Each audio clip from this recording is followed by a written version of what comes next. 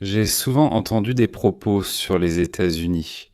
C'est un policier international qui, pour la joie des uns et l'irritation des autres, parcourt le monde. Et il punit certains, en gracie d'autres, en sauve certains. On m'a souvent dit que les États-Unis sont obligés de faire cela, parce qu'une fois que tu as commencé, sans un pays avec une matraque, tout va s'effondrer. Ce qui m'a toujours étonné, c'est que ceux qui disent que les États-Unis sont obligés de les sauver de leurs problèmes n'abordaient jamais la question de savoir pourquoi, en fait, les États-Unis auraient un besoin de ça, pourquoi ils en auraient jamais besoin. Je comprends pourquoi nos filles et nos garçons devraient pas mourir pour quelqu'un d'autre et pourquoi leurs parents devraient les payer pour cette aide. On nous expliquait que nous devions nous battre pour que les petits pays ne tombent pas sous l'influence de l'Union des républiques socialistes soviétiques. Eh bien maintenant, il s'agit de la Chine et nous devons donner une aide financière aux dictateurs pour qu'ils ne commencent pas à recevoir la même aide financière, voire une aide encore plus importante de la part de nos ennemis. La politique des États-Unis s'est depuis longtemps éloignée de la défense du pays et de la promotion des objectifs, des idées de notre société, de la promotion, pour ainsi dire, de l'explication. Marketing, publicité. Oui, cette politique a soit acheté, soit forcé les Alliés à rester.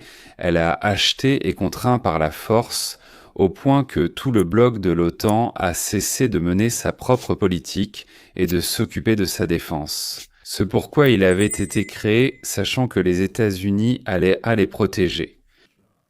C'est d'ailleurs exactement ce qui est arrivé à l'Ukraine, dont les dirigeants ont été trompés en leur faisant croire que les États-Unis et le Royaume-Uni les protégeraient contre la Russie en échange de leur arsenal nucléaire. C'est pourquoi le pays n'a pas besoin de préparer une armée ni de développer une industrie militaire ou autre. Au lieu de cela,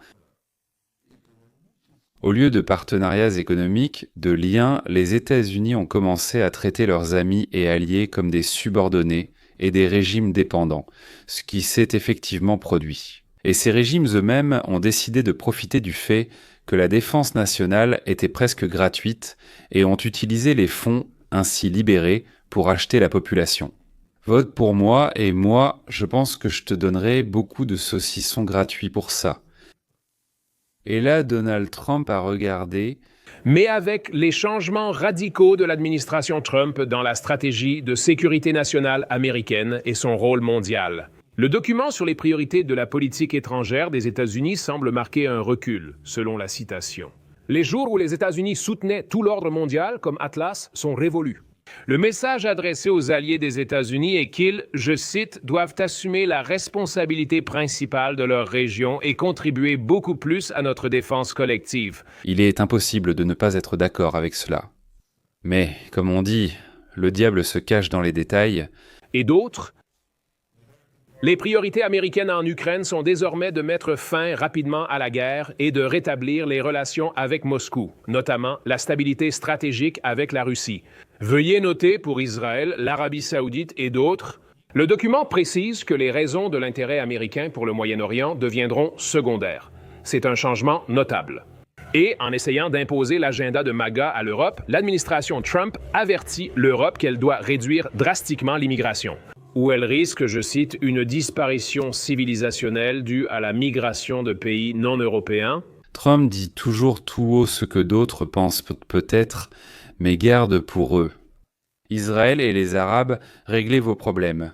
Et n'espérez pas que l'Amérique viendra à la rescousse. Réglez vos tâches et vos problèmes en comptant sur vos propres forces. Les États-Unis ont facilité les débuts de l'accord d'Abraham. Maintenant, c'est à vous, l'Ukraine et la Russie, d'arrêter ce carnage. Nous vous avons amené à la table des négociations et nous vous avons donné un schéma pour y mettre fin à ce carnage. Nous avons offert des garanties de 10 ans, pas davantage. Si cela ne vous convient pas, gérez-vous seul. L'Europe, ça suffit, arrêtez d'essayer de devenir un califat, vous y aspirez de façon effrénée, mais c'est à vous de vous défendre. En vérité, nous ne défendrons pas le califat, ni contre la Russie, ni contre qui que ce soit d'autre. Nous étions alliés avec des États européens ayant une culture similaire à la nôtre. Si vous passez dans la catégorie de l'Indonésie, réglez vos affaires vous-même ou avec l'aide de l'Indonésie. Le général Wesley Clark, qui commandait autrefois les troupes de l'OTAN à l'époque où l'Amérique se considérait comme le gendarme de la planète. Il continue d'avoir exactement les mêmes idées, faites-en connaissance, ce sont les mêmes pensées qu'il avait auparavant. Avant tout, Aokwe, je pense que cela correspond tout à fait aux actions et aux déclarations de l'administration Trump, donc je ne pense pas que cela ait été une surprise. Le monde est devenu transactionnel, nous sommes revenus aux sphères d'influence. Cela sacrifie la magie de l'Amérique. Pendant 250 ans, l'Amérique a vécu ce rêve que nous avons offert à toute l'humanité. Nous avons toujours été une puissance radicale, c'est-à-dire que nous croyions que les autres devaient œuvrer, partager tous les bienfaits de la démocratie et de la liberté, et nous agissions pour protéger cela. Les États-Unis, à la fin du XXe siècle et au début du XXIe siècle, ont tenté d'imposer la démocratie dans les pays islamiques ou là-bas dans les structures tribales africaines. Elles donnaient des milliards, soudoyaient les dirigeants et montraient par la force militaire, c'est-à-dire en punissant militairement ceux qui tentaient de s'échapper. Mais Clark pense que c'est la meilleure stratégie, même si elle n'a rien résolu pendant tout ce temps et n'a fait qu'aggraver la situation dans le monde. Mais il n'en connaît pas d'autres. Ce retrait du monde, à mon avis, c'est une Amérique plus petite, plus faible. Et Jim, je me demande pourquoi c'est ainsi. Parce que, quelque part dans ce document, il est sous-entendu que nous ne pouvons pas nous le permettre, mais en même temps, le document affirme que nous sommes une grande nation brillante. Nous sommes si grands. Alors pourquoi ne pouvons-nous pas nous le permettre? Est-ce que nous ne gérons pas nos responsabilités financières? Je suis vraiment curieux d'entendre le général dire que nous avons les moyens de continuer à instaurer l'ordre dans le monde. Il a complètement oublié les 38 000 milliards de dettes. Chaque année, d'ailleurs, nous empruntons 1 trillion. Nous avons emprunté 1 trillion et nous le rendons en paiement des intérêts, de la dette. Nous dépensons encore 1 trillion par an pour lutter contre la pauvreté, même aux États-Unis. Et nous avons déjà dépensé presque 25 trillions depuis l'époque de Lyndon Johnson qui a lancé ce programme contre la pauvreté. La situation est restée exactement au même point. Mais selon le général, nous avons de l'argent pour diriger toute la planète, même si nous empruntons cet argent à la Chine. Clark exige d'augmenter les impôts pour nous, d'augmenter les impôts pour nous. Il n'a jamais gagné un sou de sa vie, c'est nous qui le payons pour qu'il nous protège. Il faut dominer le monde, il faut avoir 800 de base. Il faut surveiller tout le monde, il faut renforcer sa présence sur tous les continents. D'ailleurs, Trump propose de ressusciter ce qu'on appelle la doctrine Monroe. Autrement dit, la priorité, c'est l'hémisphère occidental, et les Caraïbes sont déclarés comme la principale zone d'influence des États-Unis, où ni la Chine ni la Russie ne doivent intervenir. Eh bien, ils peuvent y venir, mais ils ne doivent pas s'y installer pour nous menacer. D'où l'accent mis sur le renforcement du potentiel militaire, probablement aussi sur la présence en Amérique latine et dans la région des Caraïbes. Différents slogans sont utilisés là-bas, comme la lutte contre la drogue, la migration de masse, l'arrêt des cartels, mais au fond, il s'agit toujours de garder les approches des États-Unis sous le contrôle des États-Unis. Nous avons chassé les Chinois du canal de Panama à droite et à gauche des ports, là où ils entrent, là où ils sortent. L'Amérique, selon l'idée de Donald Trump, devient une forteresse et en même temps, l'Amérique renonce complètement à l'idée de construire la démocratie dans le monde. Pour Donald Trump comme pour moi, chaque peuple doit choisir sa façon de vivre. Nous ne devons pas nous mêler des affaires des autres et vous ne vous mêlez pas des nôtres. Cette conception m'est proche, je l'ai exprimée à plusieurs reprises. Ne fais pas à autrui ce que tu ne voudrais pas qu'on te fasse, c'est très important. Ce qu'on appelle une idée de l'ancien hébreu, il y a environ 2000 ans, exprimée par Rav Gilel au 1er siècle avant notre ère, donc 100 ans avant Jésus-Christ. Et Jésus lors du sermon sur la montagne. Il l'a reformulé un peu en disant « Va et fais ce que tu voudrais qu'on te fasse ». Eh bien, moi personnellement, oui. D'ailleurs, il semble que Trump aussi, bien qu'il soit chrétien et que je sois juif, préfère la version de Hillel à celle du Christ. Et l'idée de Jésus ressemble à celle de Bush, enfin, l'idée de Bush ressemble à celle de Jésus-Christ. Aller en Irak pour y instaurer la démocratie, c'est « va et fais-le ». Tu penses que je pense que la démocratie, mais c'est la meilleure au monde, donc je vais aller en Irak et l'instaurer là-bas. L'idée de Trump, c'est de laisser l'Irak et tous les autres tranquilles. Et aussi ne pas leur permettre, à ces autres, j'entends, d'intervenir et d'essayer de remodeler notre vie américaine. À travers l'Europe, Trump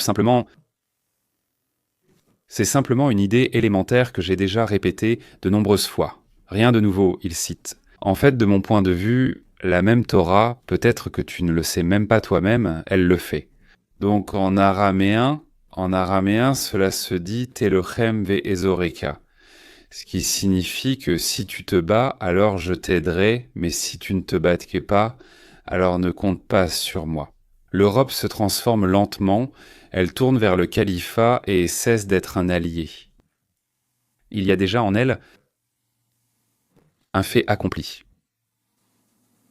Ils ont détruit la liberté d'expression, qui, si elle survit, est gravement mutilée comme les autres libertés. James David Wentz en a parlé à propos de l'Angleterre, par exemple, de l'Allemagne et d'autres pays. Si l'Europe ne s'arrête pas au bord de cet abîme, nous ne la défendrons pas. Contre qui devrions-nous la défendre? Contre l'Indonésie?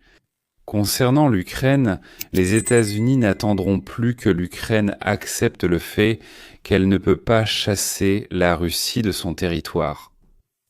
La tâche de l'Ukraine, selon notre point de vue, pas celui des Ukrainiens, créer un espace viable en combinant l'arrêt des hostilités avec la tentative de rétablir l'équilibre stratégique sur le continent européen.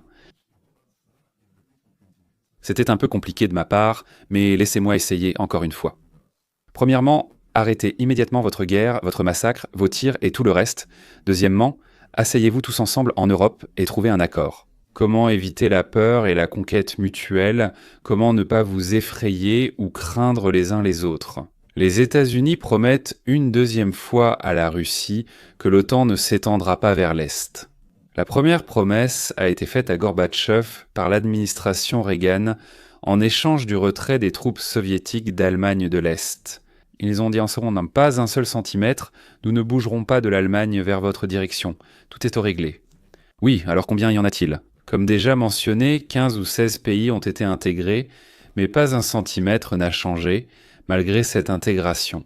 L'essentiel dans la doctrine de Trump, c'est la stabilité dans la région. Jusqu'à Stevenouta, et dans la région européenne, je parle toujours d'eux, atteinte d'abord par l'arrêt de la migration, et ensuite par l'arrêt de la guerre avec la Chine. Il est proposé une opposition économique, c'est-à-dire une concurrence normale, une lutte et l'arrêt de son expansion géographique. Nous n'aimons pas du tout le fait qu'ils créent des îlots là-bas et qu'ils parlent sans cesse de leur intention d'envahir Taïwan. Si vous agissez selon des principes commerciaux équitables, nous ferons de même avec vous, sinon nous vous sanctionnerons. Les relations bénéfiques persistent et sont encouragées. Pourquoi pas? Donc les États-Unis, la Corée du Sud, le Japon, Taïwan et d'autres pays asiatiques sont donc encouragés à construire une indépendance économique vis-à-vis de la Chine. C'est-à-dire diversifier les fournisseurs et les acheteurs.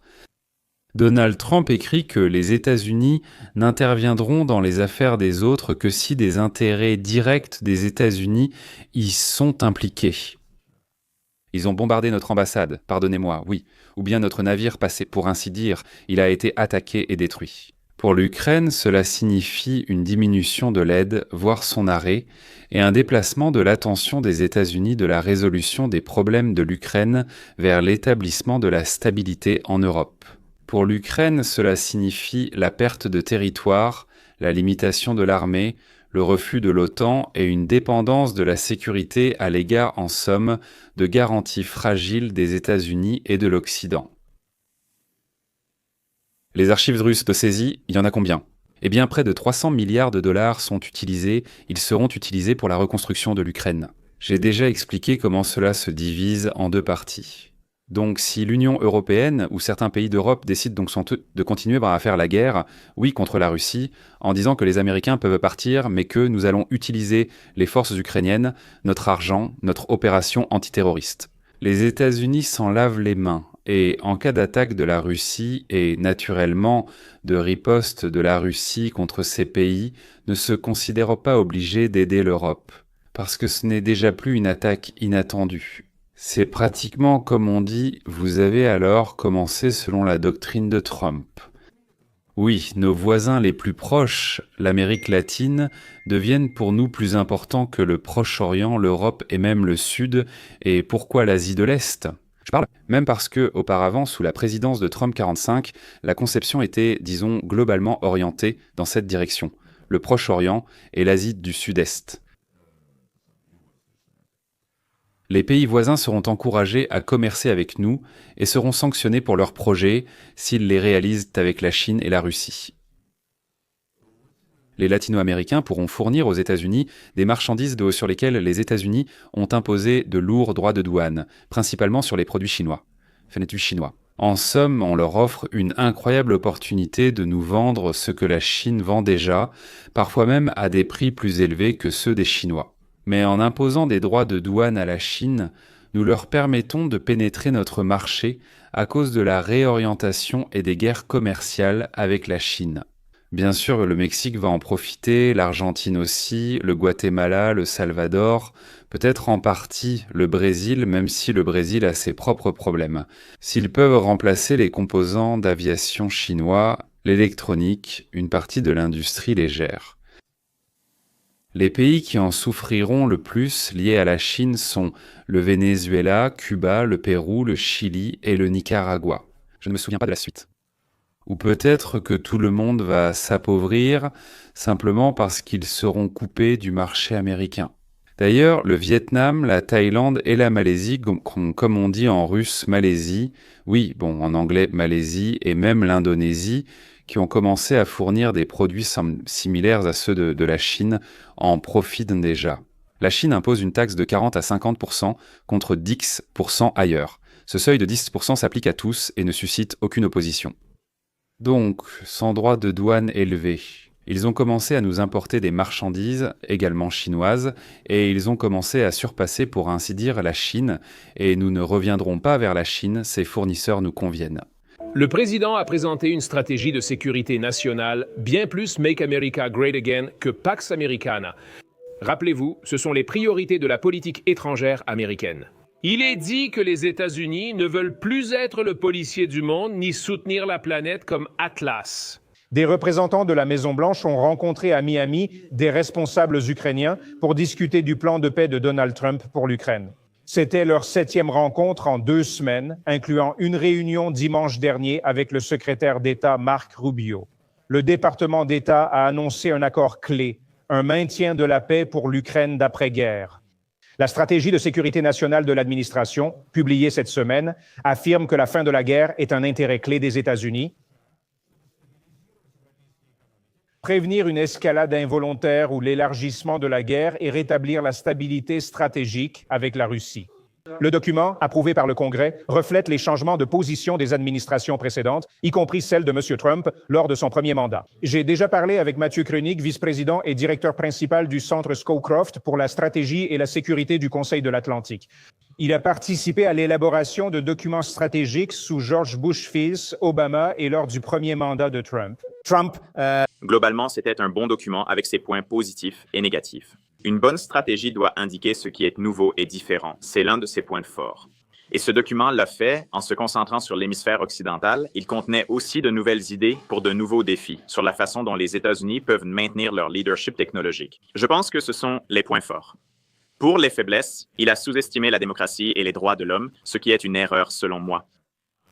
Il a probablement été trop critique envers nos alliés européens et je pense aussi qu'il a sous-estimé les défis posés par des rivaux autoritaires comme la Chine. Vous êtes actuellement au Forum Reagan sur la défense et je suppose qu'il y a des représentants européens. Qu'entendez-vous de leur part ou de la part d'autres participants du forum à propos de ce document? Le temps? Oui, les avis sur le document sont partagés.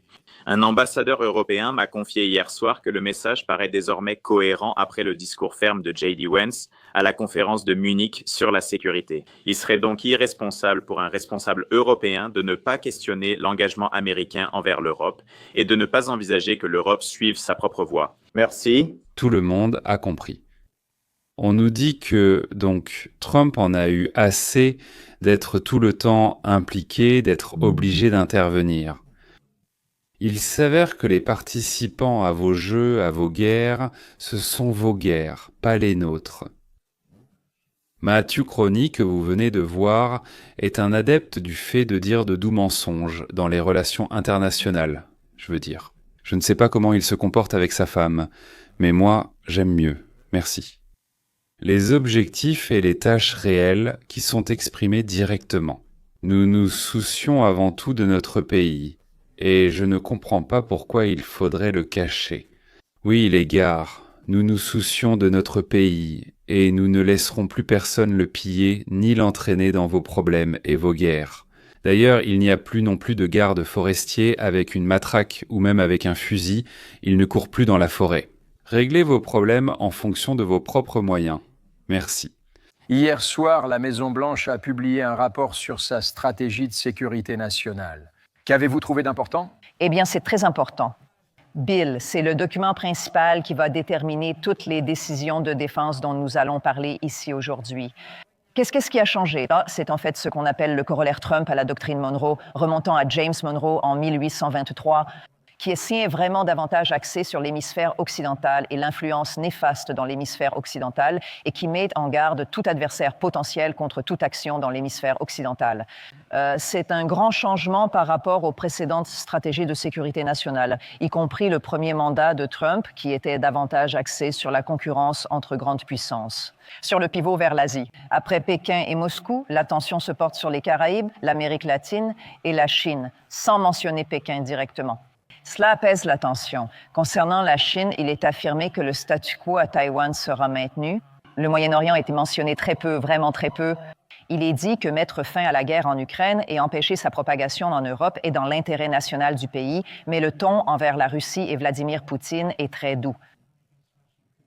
Pete Hegseth, ministre de la Défense, sera ici samedi, interviewé par Lucas Tomlinson. Nous verrons ce qu'il annoncera.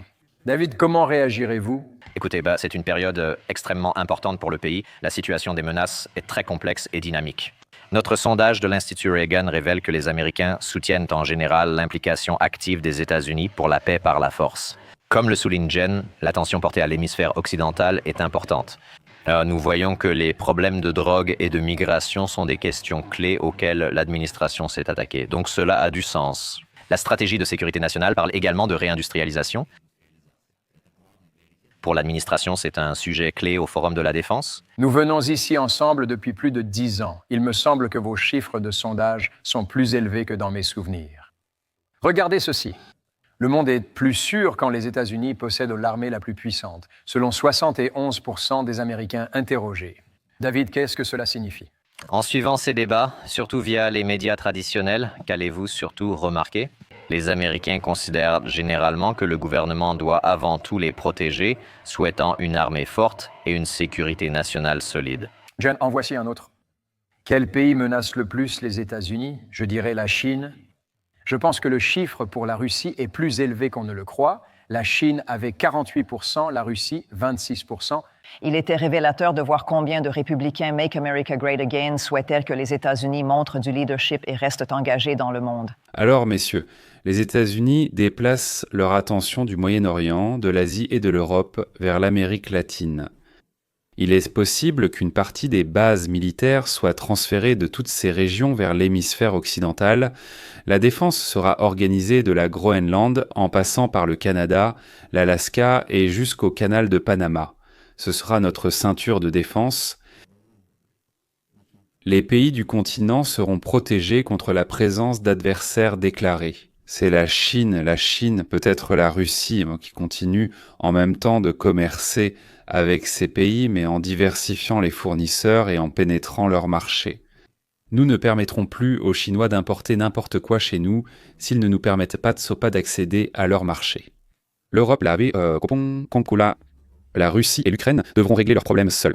C'est la même chose pour les Sunnites, pour Israël, l'Iran qui reste dans le bloc Chine-Russie, la Corée du Nord, le Venezuela, Cuba. Le bloc anti-chiite doit être contenu par un autre bloc anti-chiite. C'est l'Arabie Saoudite, la Jordanie, l'Égypte, Israël, etc. L'Arabie Saoudite. Rien de spécifique n'a été soudainement dit à propos de la Turquie et du Japon, même si, honnêtement, je m'y attendais. Bien sûr, la Turquie et le Japon sont mentionnés, mais les deux parties sont désignées comme des partenaires stratégiques avec leurs propres engagements pour la défense de leur région. Les États-Unis. La croissance de l'industrie dans le passé, c'est-à-dire ce que nous n'avons pas produit depuis longtemps, est fabriqué là-bas, en Chine et ailleurs, mais nous allons aussi le produire. Et le développement de l'industrie du futur, de demain, avec le développement des échanges commerciaux. Dans l'hémisphère occidental, comme le dit Donald Trump, nous appelons cela des unions d'hémisphères, pas des assistantes. Nous sommes avec l'Europe, le Japon, Israël et ainsi de suite. L'autonomie totale, la production des biens et de l'énergie nécessaires, c'est la mission des États-Unis d'Amérique, à la fois sur le plan militaire et économique. La production complète, l'indépendance totale sont assurées chez nous et une partie est produite dans des pays amis. C'est ce qui est dit, une partie chez nous, une partie dans des pays amis. Nous n'avons pas le droit de dépendre de pays hostiles. Le document ne dit rien sur l'influence, disons, des zones d'influence de la Chine et de la Russie. Mais il semble que la Russie, de tout cela, ait compris que c'est très important pour nous. Elle n'est pas obligée de devenir le vassal de la Chine, et Trump a réussi à l'éloigner de l'empire du milieu en lui promettant le statut de puissance mineure, mais d'une puissance et non d'une colonie de la Chine. Ce qui, bien sûr, aurait considérablement renforcé la Chine. Ainsi, le même problème dont nous avons parlé ici a été résolu différemment. La Russie prend donc pour qu'elle ne rejoigne pas et ne fusionne pas les corps avec la Chine, a reçu le statut de puissance. Je comprends que c'est très vexant. Ainsi, la doctrine de Trump a renforcé et complété ce que nous appelons la doctrine Monroe et a donc tracé en quelque sorte la voie d'un nouveau développement des États-Unis, de la région et, en fin de compte, du monde. Les actions de l'Ukraine dépendront directement de ce qui va se passer maintenant, c'est-à-dire que l'Ukraine le ressentira dès aujourd'hui. Je dis cela parce qu'au 31 décembre, je pensais que tout cela serait annoncé dans le discours de Trump le 31 décembre, mais finalement, tout est sorti 3 semaines plus tôt. Et l'Ukraine commencera déjà à le ressentir dans 3 semaines, et les autres le ressentiront progressivement. Après 5 heures de négociation à Moscou, Witkoff et Kouchner sont partis de Moscou sans conférence de presse et ne sont pas allés à Kiev, comme ils étaient censés le faire, mais sont rentrés chez eux, à Washington. Le Kremlin a déclaré, après leur départ, que cela signifiait qu'il n'y avait pas de compromis, qu'ils n'y étaient pas parvenus, oui. En d'autres termes, la Russie ne veut pas suivre la voie tracée par l'Europe avec l'Ukraine, en modifiant le plan des États-Unis. Je ne sais pas quelle est la réaction au plan américain inchangé, mais il y a quelques jours, le Kremlin disait en quelque sorte que cela lui convenait. Poutine lui-même a dit que c'était une base pour d'éventuelles négociations, c'est-à-dire qu'il était d'accord pour dire que l'on pouvait s'appuyer là-dessus pour aller plus loin. Mais maintenant, je ne sais pas ce qui va se passer. Donc les Américains prennent une pause pour, conformément à la nouvelle doctrine, décider s'ils doivent poursuivre les négociations, ou dire « Les gars, c'est fini, vous êtes livrés à vous-même. Merci. » Bon, ça ne sera pas dit comme ça. Évidemment, il va maintenant y avoir des discussions très intenses. Je suis sûr qu'en Europe, on est nerveux, et en Ukraine aussi. Et... je ne sais pas, d'accord, faisons comme ça, attendons de voir comment les événements vont se dérouler, parce que je suis sûr qu'avant la fin de cette semaine, nous saurons dans quelle direction tout cela évolue. Au revoir.